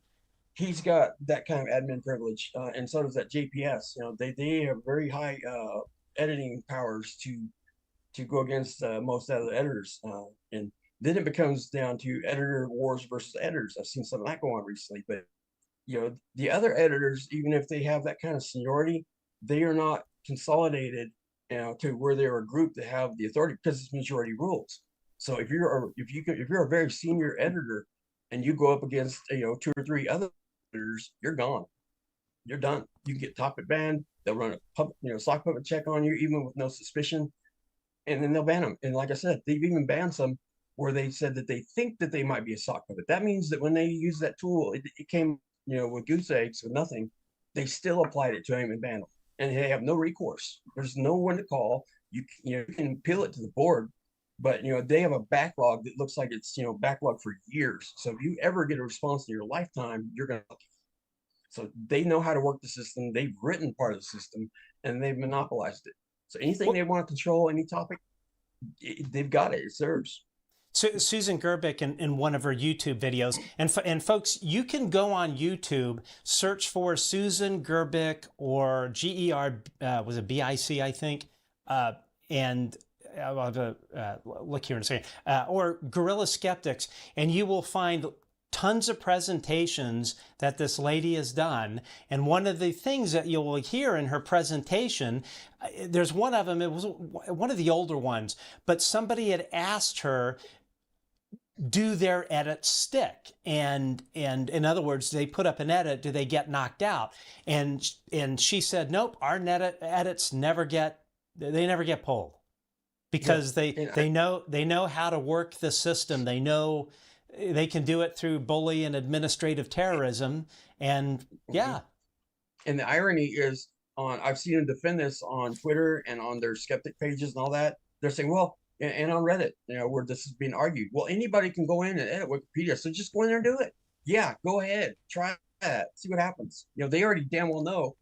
Yeah, it sounds right, and that's the way it's supposed to be ideally, but that is not the facts of how it actually is. And you dare go in there and try and edit to give anybody a positive attribute, it doesn't matter how solid, incredible your source is, you're going to end up getting banned and blocked. And they know it, and they made a game out of this. I mean, like Gerbic, when she was making fun last year of Lou, when he said that he was going to try and hire an attorney to fix his Wikipedia page, just that fundamental accuracy. She basically wrote, "Oh, how cute! I built his page. Let him try, because they're not going to get it done. They know that they, as it stands with Wikipedia, there is no recourse to push back on these people." And they've been to admin boards, and they've been challenged before, and they've been at this over. I've read back clear to 2013 where they were pulled up in front of the admin boards, and they determined that they're being rude, they're being caustic, they're being domineering, but they have such a large presence, and they're getting rid of actual bunk in some instances, that they felt like, well, at the end of the day, getting rid of them would be detrimental to Wikipedia, so we're just going to let it ride and tell them to just play nice. And time after time, they get pushed to the admin board, and they know damn well every time they get called out by an editor, for unfair practices, this is going to be the result. They get a slap on the wrist, and they just continue as usual. The only reason that RP 2006 got topic ban from Living People is the last go around the admin board, he was rude in the admin hearing and balked at them, thinking that he didn't have to answer to them, and was rude, and they topic banned him from Living People. These skeptics, they're an arrogant bunch. That's for sure. These debunkers, it's and some of them certainly not the sharpest tools. They're king of their own sandbox. They built the sandbox. Yeah. Like, you can't touch me. I own this. Anybody comes to my sandbox, I rule it. So Yeah. they have their own self-sealed little world where they have complete control over, like a bunch of little Hitlers, and no one can touch them because they don't get outside their nerf world. And they're now applying their same arrogance in the real world, like on Reddit and Twitter and things, and they're finding out really quick they don't really have any authority. Yeah. It's playing the real world. Yeah, they're clearly not grounded in the real world. That's for sure. Folks, do us a favor, just while I'm thinking here. Leave a comment on if you would like to hear more about this. We could maybe spend a shorter episode on maybe one particular person, or maybe like three people's pages have been targeted. So if you've been enjoying what we've been providing here, and Rob coming on and talking about it, Rob is just an encyclopedia of this stuff and has been doing it so long. It's just all in his head, and all of us, man, my hat is off to you. I think all of our hats are off to you, Rob, for what you've done, what you've uncovered. And I would also, in addition to our viewers, because we did receive a lot of comments, it's like, what can I do? And I would say, reach out to your congressional representative, let them know this is going on. In our opinion, there should be congressional hearings of this to dig this stuff up and bring this out, that this is going on. And it's a giant propaganda operation if you think about it. It is changing the narrative for people, and they don't even know that that's going on. They've go changed ahead. it, and they've controlled it for almost 2 decades now. Another way that they can have a big influence is every time that they make a comment like Twitter, tag Wikipedia in it. Any chance that they get to email Wikipedia, the admin boards, with their concerns, state your facts, make, not hyperbole or anything. Everything that I'm talking about, I've shown other people that I can take you right to the page and in the chapter and the link to prove everything I am stating is correct and factual. I've supplied links to everything that mattered, and I've got links to everything that doesn't matter either, because I knew when I started this that I'd be challenged on it, because it seemed so fantastical that I made sure that I documented everything, because I knew that I would eventually, when I brought this out to the public, that I would be, called out on it, that I am making crap up. No, I've got links to all of this stuff. So I can prove everything I'm saying. And speaking of links, another thing that our viewers at home can do, retweet this show and use the hashtag #Wikigate. Wikigate. Capitalize the W, capitalize the G. The way Twitter works, the more people that put a hashtag in a tweet, and the more tweeting of that hashtag within a particular amount of time. In particular on Twitter, one of the tricks is if you can get as many retweets within a 1-hour period that uses that particular hashtag, the Twitter algorithm picks it up. So retweet this show, retweet the show from Monday if you're on Facebook, do the exact same thing, but when you do it, do hashtag Wikigate. That's what we want to get to stick, because this is essentially a kind of a mini version, or I wouldn't even say mini, a version of Watergate. It's just it's a civilian version. It is, yeah. There's government backing in this, at least in spirit, but the odds that they're not actively helping contribute to this actively is null.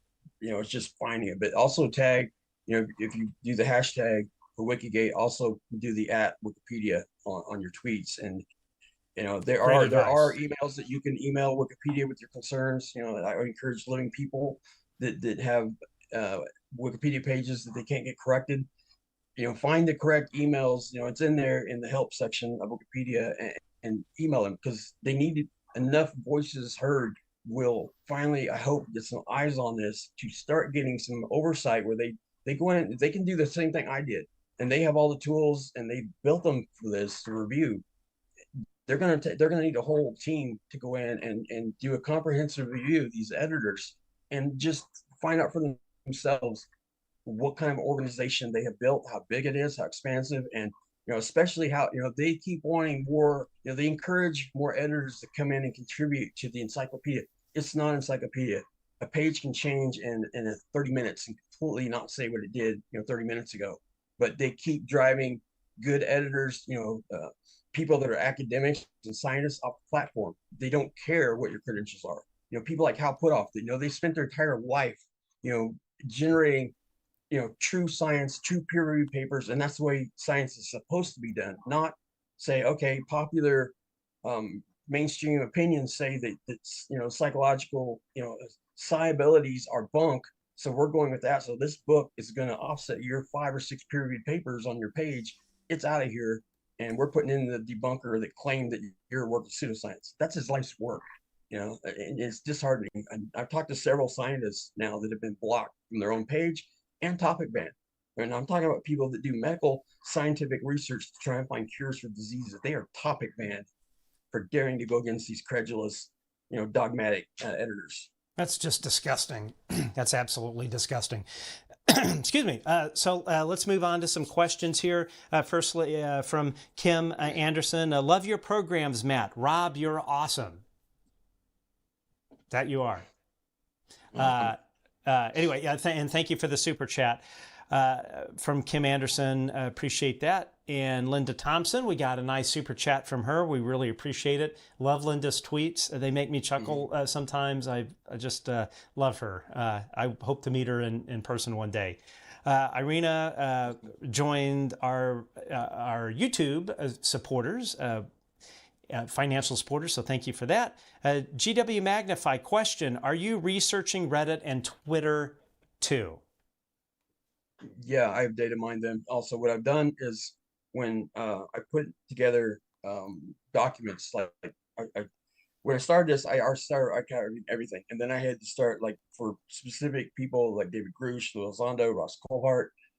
I finally figured out a system where I could go in and take every comment by each editor that they have ever made, and through the search algorithms, and pull them out of the admin boards and the talk pages and the archive talk pages. I've created files that were communal, but I've also started pages for. I've got files on David Grusch, Louie, Ross Coulthart, and I've extracted every comment that was made by these editors and put in that document. And then I go to, when I know who they are, think I know who they are, I'll go to Twitter and Reddit and other corresponding websites and extract their comments on those same people, like Metabunk.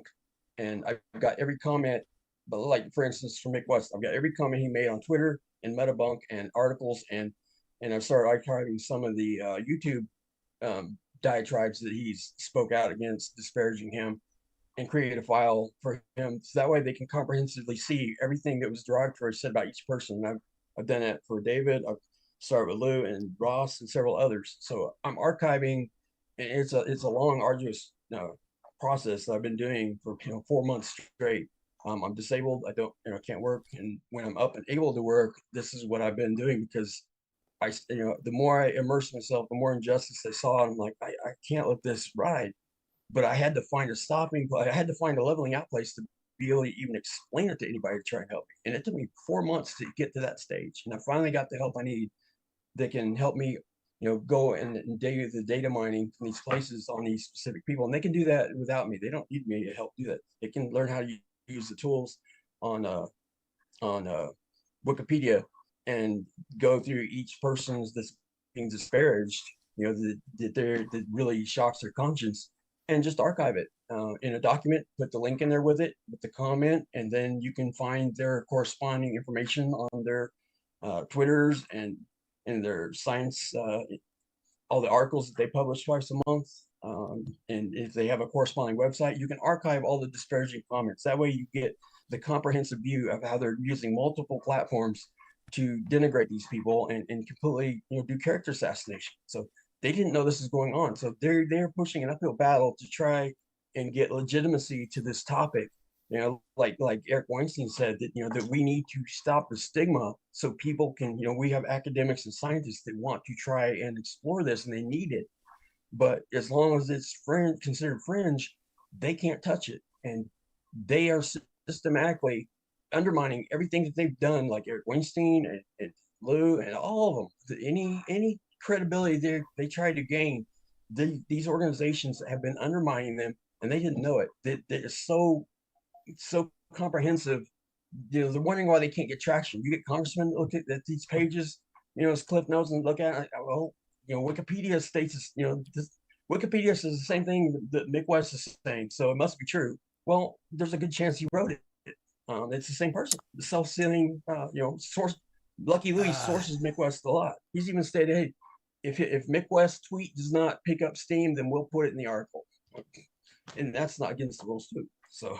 And again, what you're stating is what you're saying here is that you're seeing Mick West and Lucky Louie say almost the exact same thing. Mm-hmm. Yeah. That's how, you know, I put him in the same document, and I ran through GPT-4, and they're like, you know, these people have the same dialect, same vocabulary. You know, it's likely the same person, but, you know, I cannot state it for certain because I do not have a way to concretely verify it. And there are more complex algorithms that I don't have access to, but there are out there of language models. So somebody has access to the paid versions that match up for like plagiarism or writing styles. They can insert a sample of, you know, X person's writing style, you know, samples against another person's writing style. It can calculate the percentage that they are the same person. Wow, that is crazy.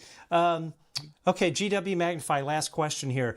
Do you think anything can be done about this without becoming unlawful? Not sure what he means. Yeah. Well, I get the sentiment. They need, you know, there's strength in numbers, and, you know, we have to be better than them. You know, I'm speaking out of what I see as an injustice, that it's unethical, and probably if you make the case illegal. I don't know, but at least unethical and immoral with, you know, character assassination against decent people. They believe their position just as much as these skeptics believe theirs, but they don't respect anybody that has opposing viewpoints. So we need to use the laws that, at our disposal, the rules at Wikipedia. We need to be smart about it, but we need to be ethical.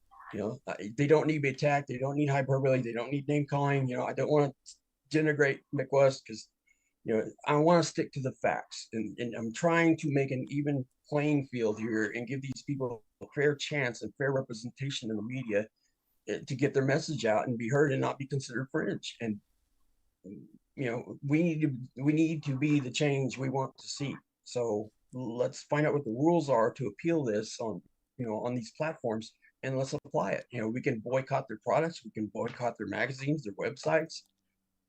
You know, we use the tools that we have, but we have to be organized because this is a huge organization, at least one. You know, they coordinate with each other, because there are a lot of editors that don't claim to be part of the Guerrilla Skeptics, but they are their own group and themselves that coordinate with the Guerrilla Skeptics. Got it. Okay, last one here, last of the finest. Thank you for the super chat. Keep up the good work. Can't wait to be on the show. Yeah, so we've been talking to this guy for a bit. I won't say his name, but he had some interesting experiences at Eglin Air Force Base, and we're just trying to find a good sort of partner to pair this person with on, where I think kind of what we'll focus on that show is some experiences some other people have had. So thank you very much for that. So Rob, how can people find you? How can they get in touch with you if they've made their own discoveries, found their own bits of evidence? What's the best way for them to reach you? Probably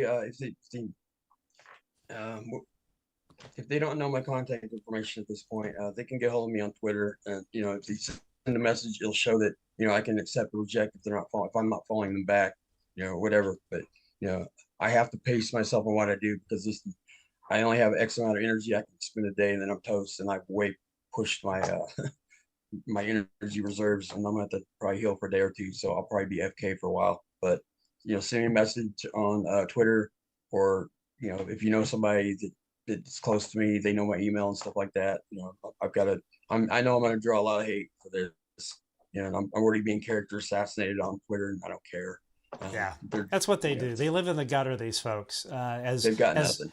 Yeah, they've got nothing. It's like Ross says, they're pond scum, and as we have seen from the behavior and the character assassination, all that stuff, it's that's all they've got, literally. These guys literally are risking their lives to come out and blow the whistle because they saw an injustice that was so shocking to their conscience that was affecting the whole human race, that they dared to come out and speak out. And their very lives are being threatened, and there's a lot of people that think that they are some psyop and they're lying, and it's BS, and that he retired and he's making like David Grusch and Lou making a killing at ufology. That's bullshit. David Grusch he never, from what his interviews and stuff, he never intended to ever be known publicly.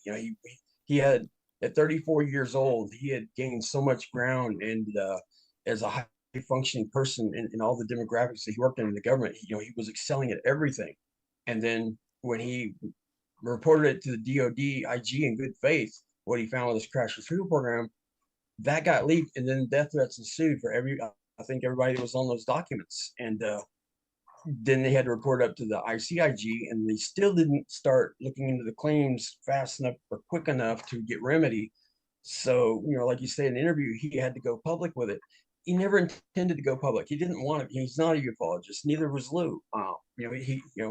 Lou came up with the 5 pillars of engagement, trying to get the message out. But both instances, and this covers the rest of them too, they are trying to right a wrong and an injustice that they see as a potential threat to the United States and possibly to the entire human civilization. And they are doing that in good faith. And when I saw that how disparaged they have been and undermined on these platforms, the least I could do was to try and conceptualize what the coordinated attacks were to their talking points and try and get it out and do something about it, to return the favor, because, they're risking their very lives. And I know I'm going to be denigrated all over the place, but I don't care. There's nothing out there. Yeah, no, I get it all the time. This, I swear, some of these debunkers, I don't know how they can wake up and look at themselves in the mirror. Especially the ones that all they do all day is rail on David Grusch, like they literally have nothing better to do. I think if anything, it's just indicative of the type of human being that they are, and it's frankly really pretty sad. Well, Rob, thank you as always for coming on. And yes, folks, please retweet this show, retweet Monday's show, use the hashtag Wikigate, and as Rob suggested, use the @ for Wikipedia. If you go and just look on Twitter and find out what that is. I don't know if it's just @ Wikipedia or what. It's at Wikipedia. Okay, great. Awesome. And, maybe what we'll do, Rob, we'll see if we can figure out a way to have you on again. Of course, folks, please leave a comment if you would like us to continue to bring you this. One idea possibly for a future show is for Rob to do kind of a tutorial to show everyone exactly how they can discover the same things that Rob has had. Excuse me. As I've said, like the front end of Wikipedia seems pretty easy, but when you're doing some of these edits, and it's a little bit more going on under the hood, but Rob really knows this backwards and forwards. I'm still a novice at it. If I can get, I'm not looking for credulous editors on Wikipedia to buy into my narratives. I don't care if they believe anything I say. What I want is if there's an editor or editors that know that are well versed with Wikipedia that want to get involved with this, we need some help to organize this, to do an ethical, fair evaluation of this and get it to the right people at Wikipedia to try and overhaul, the Wild West that it is. And if they want to claim it's an encyclopedia, we need to make it, actually credible, with credible sources that are fairly balanced, where there are opposing views, but they're both well sourced. That doesn't exist in what they control. So it's not for my agenda. It's not for ufology. It's for fair play and accurate information. It's the #1 source of information people go to. It needs to be credible, and it's not. And I encourage, editors, they don't have to get hold of me if they don't want, but organize, look into this. You don't have to believe what I'm saying. Please fact check me. I Yeah, I couldn't agree more. We have to be better than these debunkers. That is for sure. And follow the data, as they say, and wherever it leads, that's where it leads. We could open source a little bit of help there with the ham radio if you wanted to do that, because I think the person that's being appropriated with their ID has no clue who they are being stated that they are on Wikipedia, and that any of this is going on in their name. Yeah, and actually, I haven't brought that up. Do you want to, before we kind of wrap things up here, do you want to explain exactly what that is to the viewers? Sure. There's when you upload a picture on Wikipedia, you have to cite it to get copyright policies on it. Fill out a form that states that is your picture and you have authority on it to give a copyright and upload it to Wikipedia to be used in articles. There is a ham radio outfit that, it's this wild setup with all kinds of radios that's on this 8-foot desk. And at the corner of it, there's also the call sign plaque. And we looked at the call sign name, and it comes out to a guy in California, Ron Weaver, who spends a lot of time in Tahiti and overseas. He's a really nice guy. I've looked at his social media profiles. Nothing in there about Wikipedia, ufology, nothing. He's not into politics. He's oblivious to this. And it's stated on that picture, the licensing, that me, Lucky Louie, I own this picture. I am WM06 or something like that. That he is that is his license and it's his equipment. No, doesn't match the profile for the owner of that equipment and that call sign. Completely not Lucky Louie. So if I've been trying to get hold of the guy. He's a globetrotter, and he's not that young anymore, and he just got married, and he's probably off in Tahiti somewhere. And if somebody has ham radio, you can probably reach him that way. But the picture that where Lucky Louie claimed that is his call sign, that it's still active, and the equipment, I dare say, is bullshit. So if we can get hold of him, maybe we can flush out another way of discrediting. He's claiming to be Ron Weaver, from Los Angeles. That is not who he is. So that's an angle I'm trying to push, but I need a ham radio operator to contact this guy in a call sign because he's still active. You're muted. You're muted. There we go. Sorry, when I cough, I try to mute, and I have this residual cough from having RSV over the holidays, so I forget to hit the button. But anyway, thank you so much for coming on, and we'll definitely, we're going to have you back on again. Maybe we'll do a tutorial to show everyone how to do the same kind of investigative work that you've done, and let's crowdsource this thing. Yeah, people have reached out to me, and they wanted us to break this down, timestamp, so they know where to go to for specific information. But also we can cut it down into bite-sized portions. So I don't have to do any of that. But if you got somebody that can help with that, that'd be great. Awesome. Well, thank you so much for joining us, and we'll see you again soon. Okay. Thanks everybody for your time and your patience. Yeah. All right, folks. Yeah. So thanks again. Once again, it's up to you. You can take this into your own hands, do your own investigation. Do the same things that Rob Heatherly has spent so much time doing, trying to dig up more data on this group. And it's get into the fight and do it. And yeah. Anyway, we're out of time. Our apologies to Congressman Tim Burchett. We ran out of time. Hope to have him back again soon. But we'll be back again soon with another episode of the Good Trouble Show. Thanks for tuning in.